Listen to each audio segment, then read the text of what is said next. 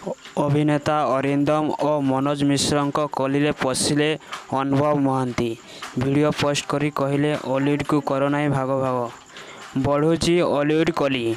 अभिनेता मनोज मिश्र और अरिंदम को कली भितर पशिंट अभिनेता अनुभव महांती ऑलीवुड भाग भाग न करने से अपील करिसेंती।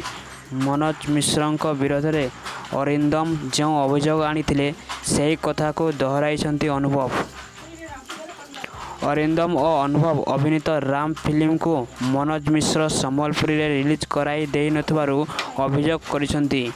अभिनेता जीतू मंगराज को सह व्यक्तिगत झगड़ा पाई ऑलीवुड भाग भाग करंतु नाही बोली से सोशल मीडिया रे अपील करिसेंती। गतकाली यूसीसी रो बैठक बसी मनोज को 2 वर्ष पाई बासुंदा करिथिला। यहाँ पर गणमाध्यम प्रतिक्रिया रखिथिले मनोज तांको विरोध में षड्यंत्र करा जाय नथवा बयान देउथिले। एथिरे खेद प्रकाश करुछंती अनुभव महांती।